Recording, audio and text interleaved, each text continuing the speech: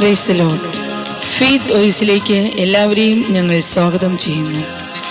സുഭാഷിതങ്ങളുടെ പുസ്തകം 22-ാം അധ്യായം 9-ാം തിരുവചനം ഇങ്ങനെ വെളിപ്പെടുത്തുന്നു: ദയാദൃഷ്ടിയുള്ളവൻ അനുഗ്രഹീതനാകും, എന്തെന്നാൽ അവൻ തൻ്റെ ആഹാരം ദരിദ്രരുമായി പങ്കുവയ്ക്കുന്നു.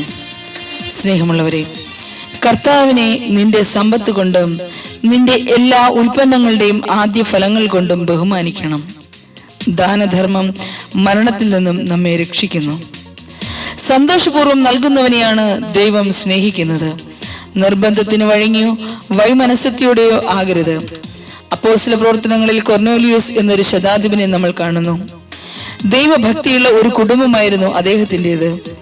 അദ്ദേഹം ജനങ്ങൾക്ക് ഉദാരമായ ദാനധർമ്മം ചെയ്യുകയും ദൈവത്തോട് നിരന്തരം പ്രാർത്ഥിക്കുകയും ചെയ്തിരുന്നതായി നമ്മൾ കാണുന്നു. സ്നേഹമുള്ളവരെ, ഒരാൾ ഉദാരമായി നൽകുമ്പോൾ കൂടുതൽ ധനികനാകുന്നു.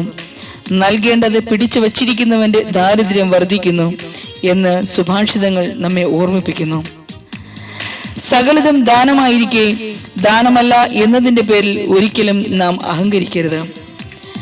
നിങ്ങൾക്ക് ആവശ്യമുള്ളതെല്ലാം സദാ സമൃദ്ധമായി ഉണ്ടാകുവാനും സൽകൃത്യങ്ങൾ ധാരാളമായി ചെയ്യാനും വേണ്ട എല്ലാ അനുഗ്രഹങ്ങളും സമൃദ്ധമായി നൽകാൻ കഴിവുള്ളവനാണ് ദൈവം.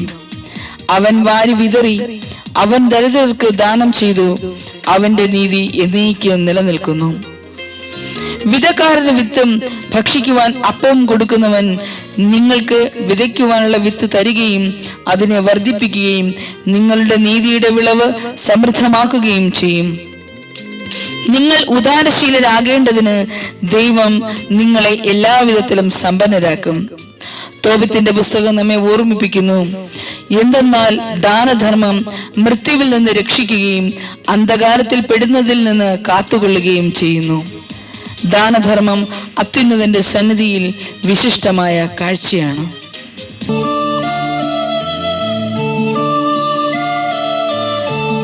ദൈവം തന്നതല്ലാതെ മറ്റൊന്നും നമ്മുടെ ജീവിതത്തില്ല. സകലതും ദാനമായിരിക്കെ ആ ദാനം നൽകിയ ദൈവത്തിന് നമുക്ക് നന്ദി പറയാം. നമുക്ക് പറയാം: യേശുവേ, എനിക്ക് ചെയ്ത എല്ലാ അനുഗ്രഹങ്ങൾക്കും ഞാൻ അങ്ങേക്ക് നന്ദി പറയുന്നു. ഞാൻ അങ്ങയുടെ നാമത്തെ എന്നും സ്തുതിക്കുന്നു. യേശുവേ, ദൈവം തന്നതല്ലാതൊന്നും ഇല്ല എൻ്റെ ജീവിതത്തിൽ.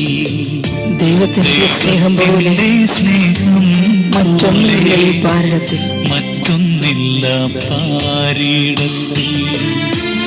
ഇന്നോളം ദൈവം എന്നെ കാത്തതോർത്തു പോകുകിൽ.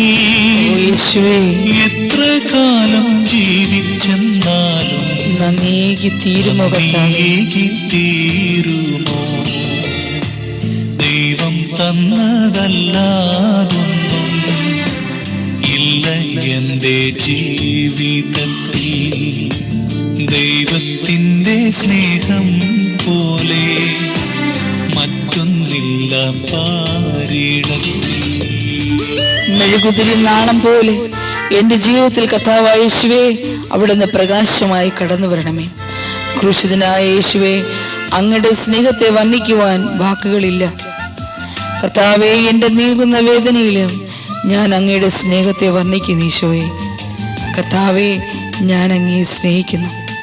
എൻ്റെ വേദനകൾക്ക് ആശ്വാസമായി കടന്നു വരണമേ. ഈശോയെ, എൻ്റെ ബുദ്ധിമുട്ടുകൾ അവിടുന്ന് കാണണമേ. എൻ്റെ ഇല്ലായ്മയിൽ കർത്താവേ, അവിടുന്ന് സഹായമായി കടന്നു വരണമേ. ഓ യേശുവേ, അങ്ങയുടെ സ്നേഹത്തെ ഞാൻ കർത്താവേ ഉറക്കെ പാടുന്നു. കർത്താവേ, മെഴുകുതിരി നാളം തെളിയുമ്പോ നീ എന്നാത്മാവിൽ പ്രകാശമാ. ഇരുളലമൂടും ഹൃദയത്തിൽ നിന്റെ തിരുവചനം ദീപ്തിയാ.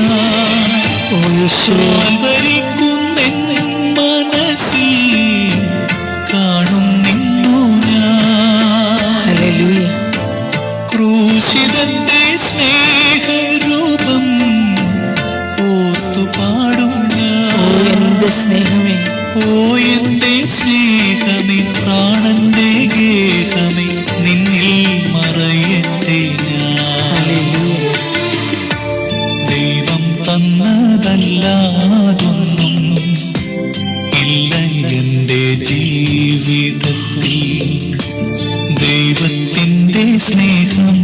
പോലെ മറ്റൊന്നില്ല പാരിടത്തിൽ.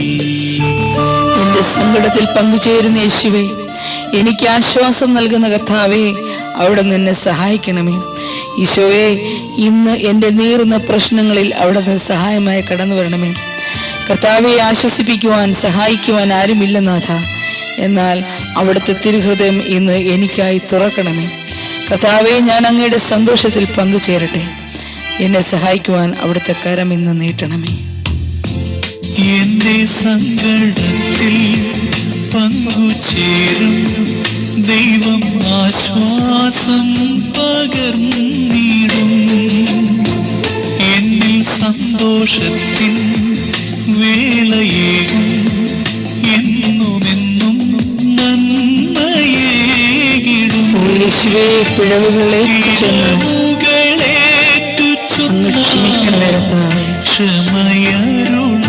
തിരുഹൃദയം എനിക്ക് തുറക്കണം ഈശോയെ. തിരുഹൃദയം എനിക്കായി തുറന്നു തരും. ഓ എന്റെ ദൈവമേ, ജീവന്റെ മാർഗമേ, നിന്നോടു ചേരട്ടെ. ഹല്ലേലൂയ. ദൈവം തന്നതല്ലാതൊന്നും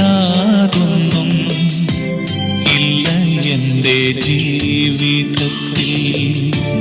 ദൈവത്തിൻ്റെ സ്നേഹം പോലെ മറ്റൊന്നില്ല പാരിടത്തിൽ. ഇന്നോളം ദൈവമെന്നെ യേശുവേ, കാത്തതോർത്തു പോകുകിൽ. എത്ര കാലം ജീവിച്ചെന്നാലും നന്ദിയേകി തീരുമോ? തീരുമോ?